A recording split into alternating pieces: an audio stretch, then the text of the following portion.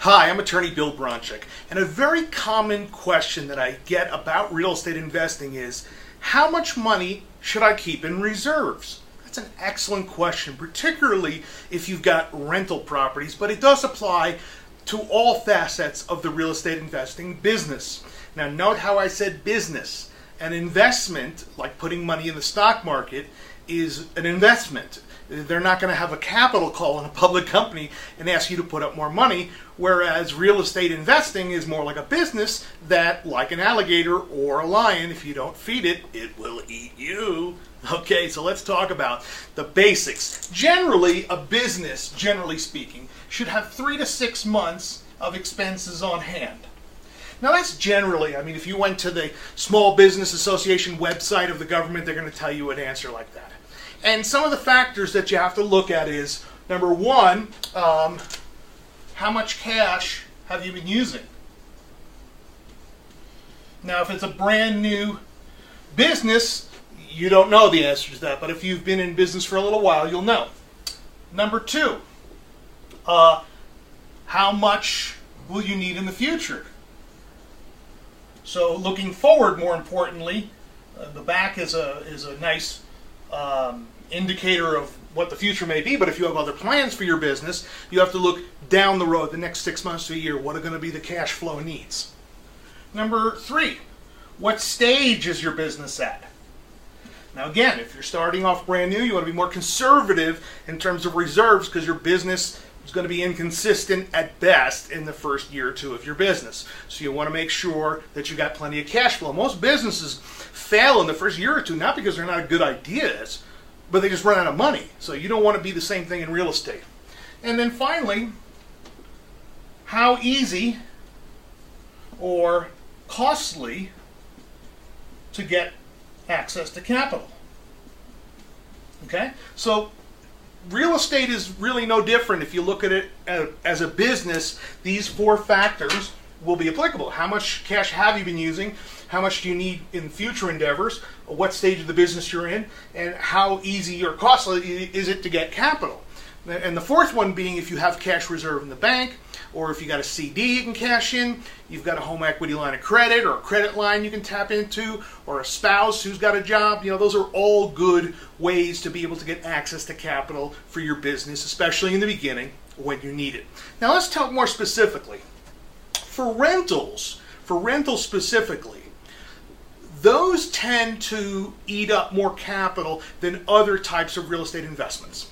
With rentals, on paper they look good. So, $1,500 rent, $1,000 expenses, $500 a month, that's wonderful. That's on paper. Let's talk about reality. If you have one rental and you're figuring the vacancy rate based upon the market is 10%, okay? If you have one vacancy, you're 100% vacant. Okay. Now, if you have 100 rentals, it'll average out to 5, maybe 10%. The more properties you have, the more the law of averages works. But if you only have a few properties, you have to consider the worst case scenario. If you had all 3 vacant.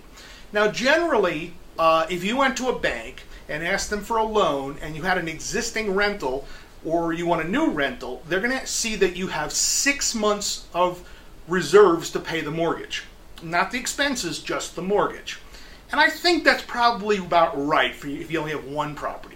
If you have 2 or 3, it might be 4 to 5 months. If you have 6 to 10, and so forth.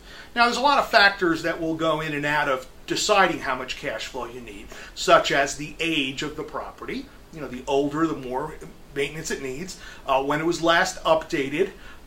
What type of tenant you have. Is it an upper scale or is it a lower end, college rental, animal house type of thing?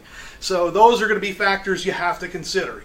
Now, generally, in terms of expenses, besides the mortgage, you want to look at for single-family rentals, about 25% of your gross will go to expenses.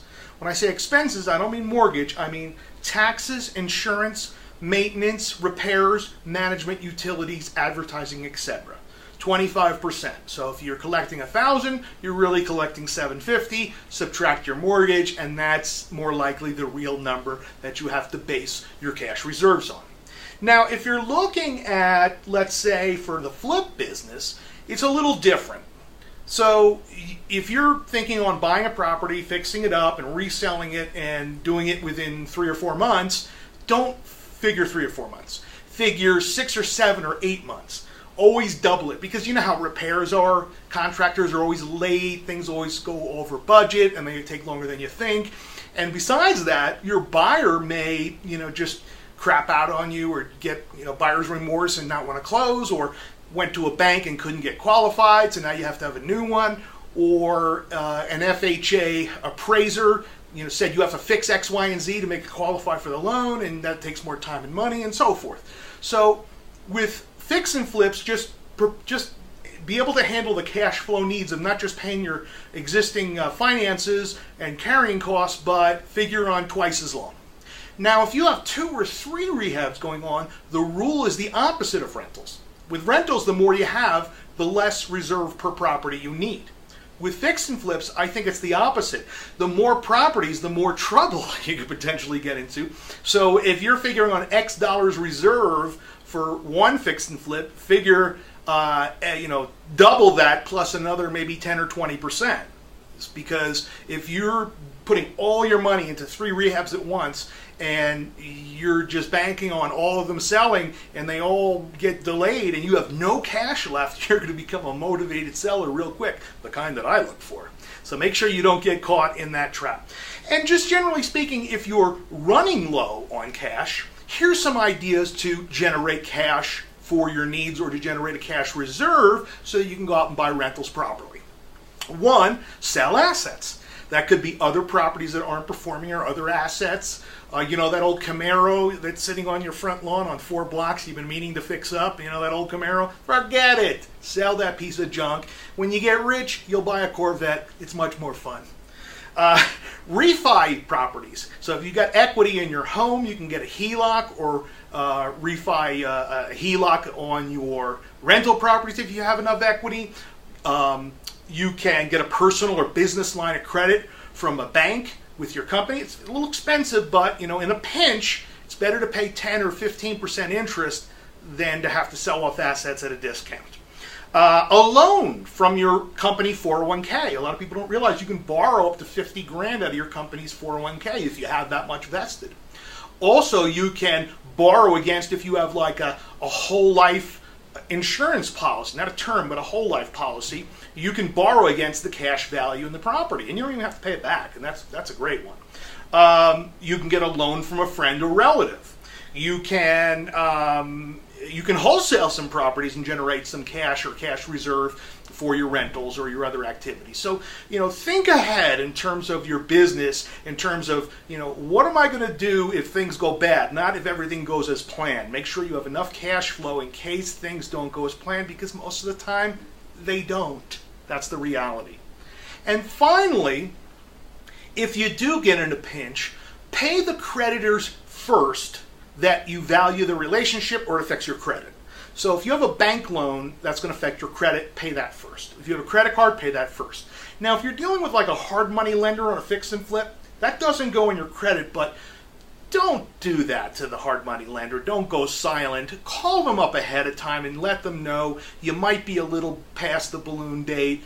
Otherwise, if you don't say anything, they're going to assume you're in default. They're going to assume you're in trouble. They might start a foreclosure. And after the balloon period goes up, your interest rate could pop. Most notes say you're paying 12%, but if you go in default one day after the balloon payment is due, it jumps to 21. And so if you call first and tell them that, they may be willing to waive that default interest or work with you or give you an extra month. Just keep in communication. Suppliers will understand. Contractors will understand. I've done it more than once where I got tied up in a bunch of properties. My contractor wanted money for a job he just did on my properties. I said, look, we're a little short on cash. Can I pay you at closing in a few weeks? And I'll give you a 10% bonus. And they're usually in for it.